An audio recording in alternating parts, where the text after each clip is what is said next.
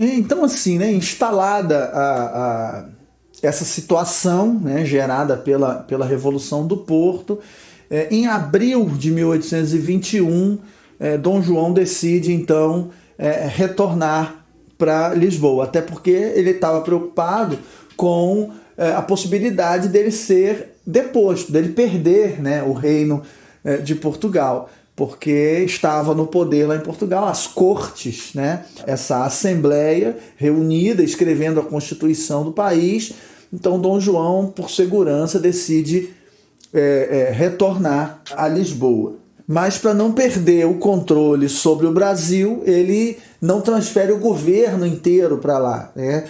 Algumas instituições retornam a Portugal e outras continuam funcionando a partir do Rio de Janeiro, comandadas pelo príncipe regente Dom Pedro. Então Dom Pedro é nomeado príncipe regente do Brasil e Dom João VI o rei, né, do Reino Unido, de Brasil, Portugal e Algarves. Então essa era uma segurança, né, de manter o controle sobre os dois reinos e tentar segurar, né, a estrutura do Reino Unido. E ao longo do ano de 1821, as cortes estão reunidas, né, escrevendo, debatendo, né, os artigos e texto da Constituição. Dom João está em Portugal e das cortes começam a sair uma série de resoluções que vão tentar diminuir a autonomia do Brasil e avançar com o processo de recolonização do Brasil, né? Então, dali sai, por exemplo, uma resolução que proíbe as províncias do Brasil de obedecerem a Dom Pedro, né? Elas passam a estar subordinadas diretamente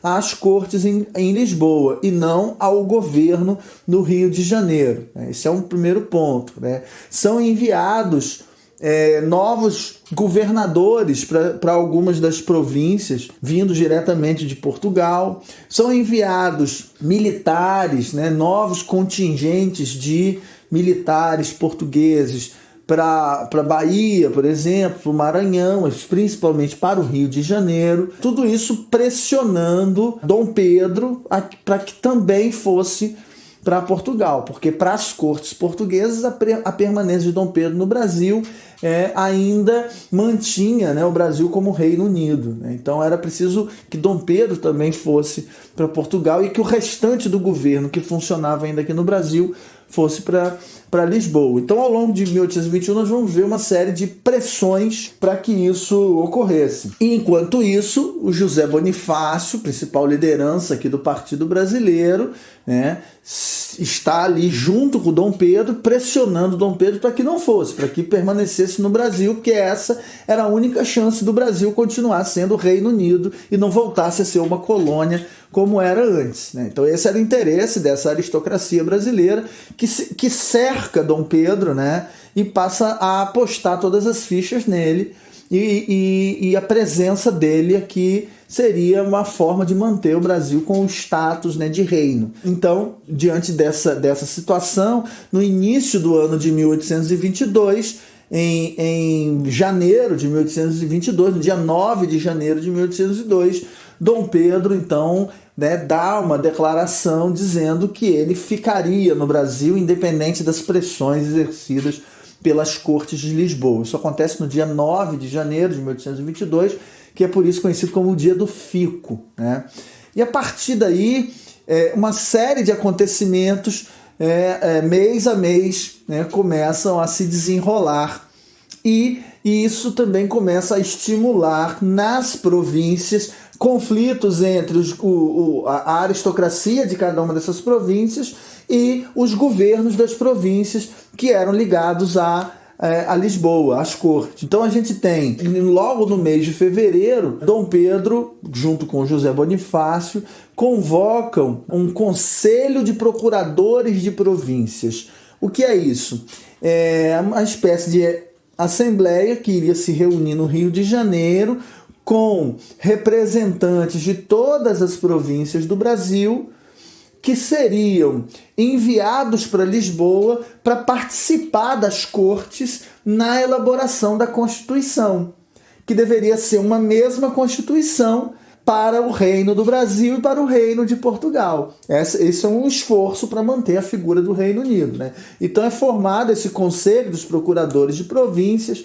Entre esses procuradores de províncias, nós tínhamos, por exemplo, Cipriano Barata, que era uma liderança da Bahia e defensor, né, da independência. Antônio Carlos de Andrada, o irmão de José Bonifácio, representando São Paulo. Enfim, esses procuradores das províncias então foram enviados para Lisboa para tentar inserir na Constituição, né, artigos, textos que beneficiassem também os interesses do Brasil nesse processo, né? Isso acontece no mês de fevereiro, né?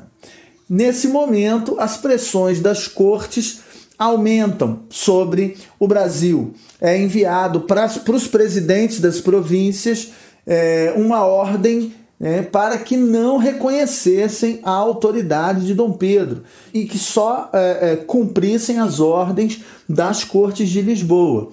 E aí, em reação a isso, Dom Pedro, no mês de maio de 1822, publica o decreto do Cumpra-se, enviado também para os presidentes das províncias, dizendo: olha, qualquer ordem vinda de Lisboa só pode ser aceita, seguida, né, em qualquer parte do Brasil, se tiver o Cumpra-se de Dom Pedro, ou seja, se Dom Pedro estiver de acordo.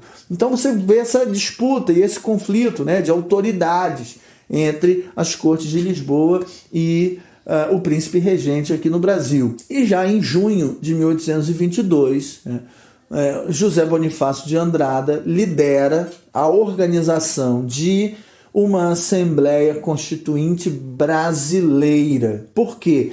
Porque os brasileiros que estavam lá em Lisboa participando das cortes eram hostilizados, eram vaiados, ninguém dava atenção às propostas que eram apresentadas e ficava claro então que não seria possível sustentar a ideia de Reino Unido ou de uma única Constituição para os dois reinos, né? Então começa a se articular, a se pensar numa Constituição brasileira. Essa Assembleia Constituinte reuniria brasileiros, portugueses, favoráveis à autonomia, né, do Brasil e à emancipação política do Brasil, para então discutir essa Constituição. Aí já estava claro, então, que haveria, né, o rompimento com Portugal, que haveria a independência. E nesse momento aumentam as ameaças das cortes de enviar tropas. Dom Pedro expulsa do Brasil, do Rio de Janeiro principalmente, vários contingentes militares portugueses. E detalhe, o Brasil não tinha um exército. Era o exército português, que estava aqui do lado das cortes, né, defendendo que Dom Pedro fosse embora, enfim. Então, começa a se articular também a formação de um exército brasileiro, formado pelas províncias, pelas aristocracias, pelas elites de cada província. E, para isso, o José Bonifácio e Dom Pedro contratam mercenários militares, generais franceses, ingleses, que também militares que estavam lutando, que haviam lutado nas guerras de independência da América Espanhola, para formar um exército brasileiro, né, para enfrentar as tropas portuguesas e os governadores das províncias. Então, isso tudo se articulava ali por volta do mês de junho de 1822, né? Ou seja, já estava claro então que haveria o processo de independência. Então, em setembro de 1822, quando vem mais uma determinação das cortes exigindo o retorno de Dom Pedro e anunciando o envio de mais tropas portuguesas para atacar o Rio de Janeiro e obrigar a ida de Dom Pedro, é que Dom Pedro recebe essa mensagem numa viagem de volta de São Paulo para o Rio de Janeiro, onde ele teria então declarado, né, que não dava mais para manter aquela situação e que o Brasil estaria então livre do domínio português naquele momento, e ele teria gritado a tal frase: independência ou morte. Bom, em resumo, esses são os acontecimentos que resultaram, né, no processo de independência do Brasil.